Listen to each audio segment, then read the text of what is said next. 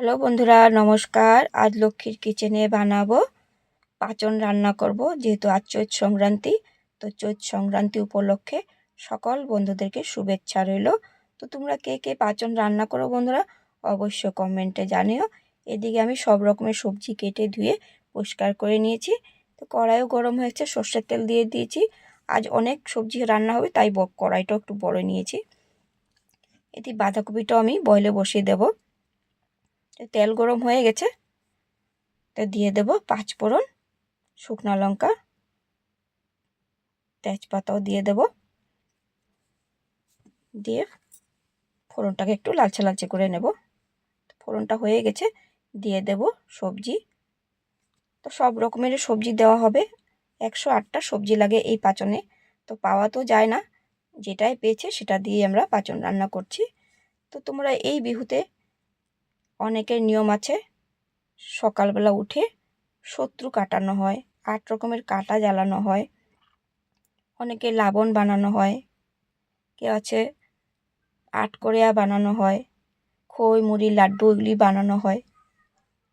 একটা আনন্দের দিন না, বিহুটা খুব ভালো লাগে। তো সকালবেলা আমরা ফুল বিহুর দিনকে আমরা ফুলের মালা টালা দেওয়া হয় দুয়ারে।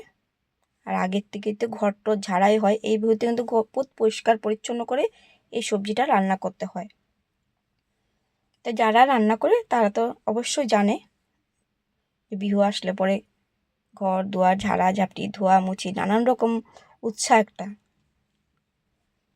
তাই না বন্ধুরা? তো তোমরা পাঁচন রান্না করছো কি বন্ধুরা? আজ আমি অনেক রকমের কথা বলছি, তা তোমরা যদি মিস্টেক হয়ে থাকে তোমরা অবশ্যই আমাকে কমেন্ট করে জানিও।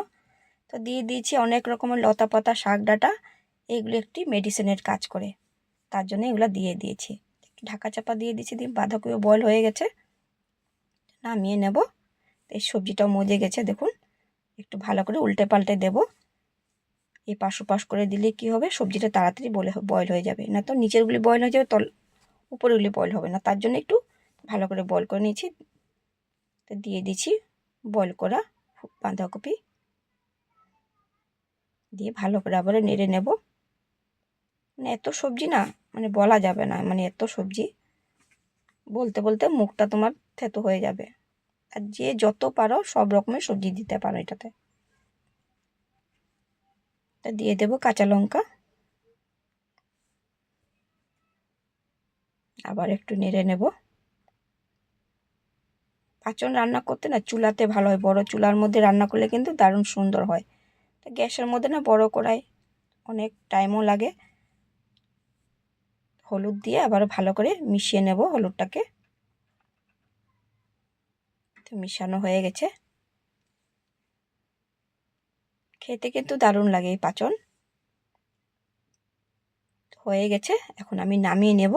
আবার সোমবার দেব, যেহেতু মশলা দেওয়া হয়নি তাই মশলা দেওয়ার জন্য থালের মধ্যে বড় থালে নিয়ে নিয়েছি সবগুলি ঢেলে। কড়াইয়ের মধ্যে সর্ষের তেল দিয়ে দিয়েছি, এখন ফোড়ন দিয়ে দেব। দিয়ে দেব শুকনো লঙ্কা, তেজপাতা দিয়ে দিয়েছি, আবার একটু নেড়ে দেবো। দিয়ে দিচ্ছি নারকেল কুচি। তো নারকেলটা ভাজা ভাজা হয়ে গেছে, দিয়ে দেবো আদা কুচি, দিয়ে দিচ্ছি লঙ্কা কুচি,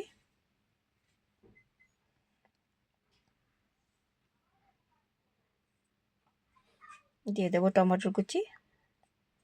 সবগুলো একলগে ভেজে নেব। তো দিয়ে দেবো জিরা, দিয়ে দেবো ধনিয়ার গুঁড়ি, দিয়ে দিয়েছি লঙ্কা গুঁড়া, সব একসাথে ভালো করে ভেজে নেব। তো সামান্য একটু হলুদও দেব, আগে অল্প হলুদ দিয়েছিলাম, তো এখন আর একটু দিলে সবজির কালারটা আরও সুন্দর হয়ে যাবে, তার জন্য একটু হলুদ দিলাম। তো ভাজা ভাজা হয়ে গেছে, দিয়ে দিয়েছি বয়েল করা সবজিগুলো। অল্প দিয়েছি, যা সবজিটা মশলাটা পুড়ে যাবে তার জন্য। সবগুলি এখন ঢেলে দিয়েছি। এখন আমি ভালো করে মিশ্রণ করে নেব। উল্টে পাল্টে ভালো করে মশলাটা মিশিয়ে নিচ্ছি সবজির জন্য। সবজি তো বয়েল হয়েই গেছে। ধনিয়া পাতা দিয়ে দিয়েছি,